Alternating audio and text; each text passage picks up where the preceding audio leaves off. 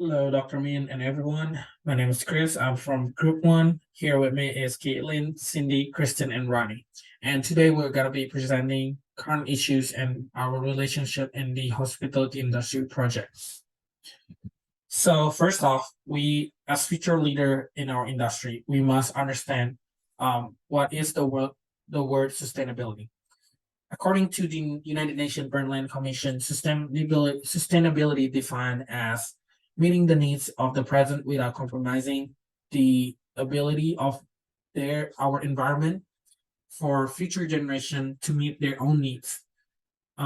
This is extremely important because, as we have seen in 2020, when we have travel restriction due to the COVID outbreak, we can see that our environment heals a little bit, and without the air travel, road trips, air pollution, and food waste, overconsumption from hotels, buffet stations, we could see that our environment is getting better and better.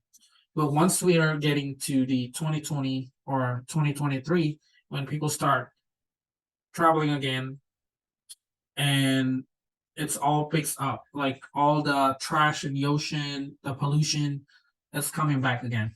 So the questions that we're going to be answering today is how does sustainability impact the hospitality industry? So this is the poster that is created by Save Our Seas Foundation. We're gonna talking about the coastal development that is happening in Hawaii, in the island of Maui and Honolulu. There's a lot of new restaurant, new development, hotels development that is happening right now. And as future leaders, we must understand the impacts of those new developments. So the first one will be the habitat loss. As we're looking at our definition here, is habitat loss is when an areas of ocean or coastline is changed or degraded beyond the point that it can serve as a home for the native species that live there.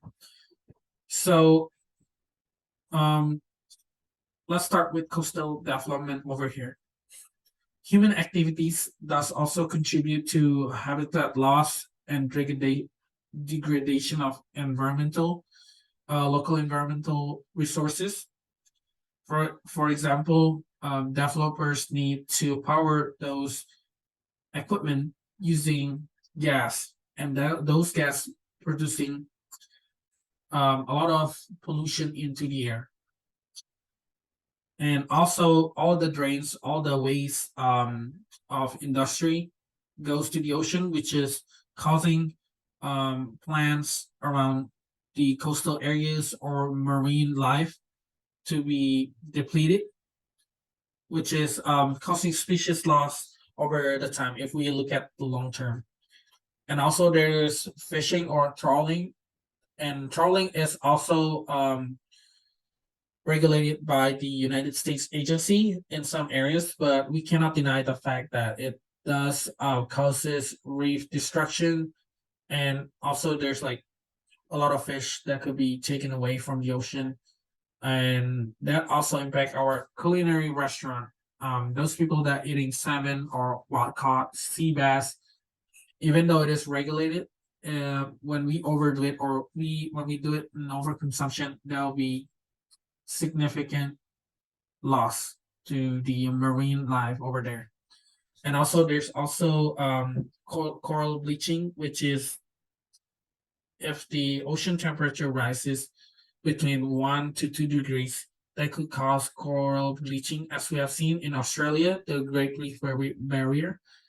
Um, it's being designated as in danger due to the temperature rise in our ocean.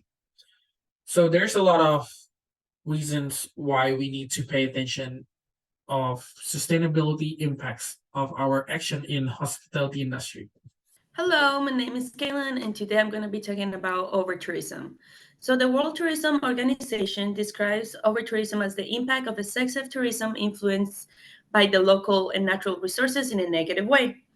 Over-tourism is basically something that happens when a place is visited by too many people, creating a bad impact on the environment, animals, and the local community. Over-tourism is another way that we are negatively impacting the world. For example, the overpopulation beaches during the summer. Some of the negative effects that come with over-tourism is damage of the historical sites, littering, and pollution. Hi, my name is Cindy. I'll be talking about where does over tourism exist. So these are some examples of where over tourism has affected communities such as Venice, Italy, Peru, Greece, and Croatia. Although there are many negative impacts of over tourism, there are many positives as well. So first, I'd like to talk about the increase of economy as well as the jobs and availability for the local community, for um, opportunities to be able to work. These communities have also implemented policies and procedures in order to protect these sacred tourist spots. So through that, we can work through overcoming over tourism. All right, hi guys, my name is Ronnie, and now we're going to move on to the concept of ecotourism. So as the United Nations World Tourism Organization defines this, it is, quote, all nature-based forms of tourism in which the main motivation of the tourist is observation and appreciation of nature, as well as the traditional cultures prevailing in the natural areas. So basically, ecotourism could be something as small as going on a hike, going snorkeling, going to the beaches, or it could be something like going to the local community and giving back when they go travel. So a positive of ecotourism is basically that it allows travelers to step outside of their normal, maybe mainstream destinations that they might travel to and get to immerse themselves in the culture of the area that they're visiting. So some of the places that have been promoting ecotourism are these properties, such as this one in Bora Bora, the Spectator Hotel in South Carolina, as well as the Palms Hotel and Spa in Florida. So some of the policies and procedures that they have implemented are reducing water, utilizing renewable energy sources to power their properties, as well as utilizing reusable shampoo and conditioners, in order to reduce the usage of single-use plastic. All right, and then moving on, we're going to discuss what is the next step for hospitality leaders regarding this issue. So some things that we should be doing to be more sustainable in our environment, and obviously within our hotel industry and just hospitality industry in general.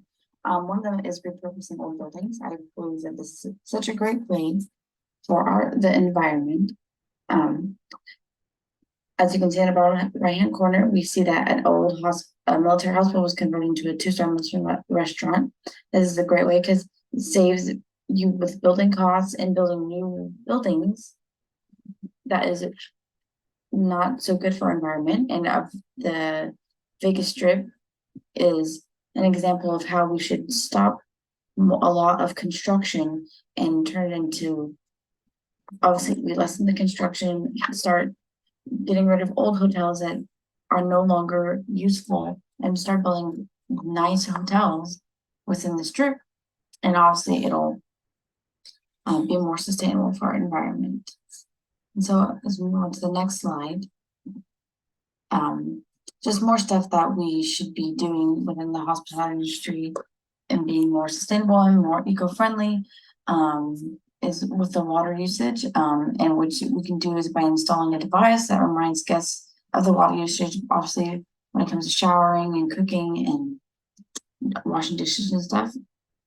I believe that this would be great because some people just, I don't think, understand the concept when it comes to using water. And so we can this will obviously reduce the hotel's water usage, and it will provide incentives for guests when we use less water. And so lastly, this is just another way to be more sustainable with the environment. These are just some options that we have to use. Thank you.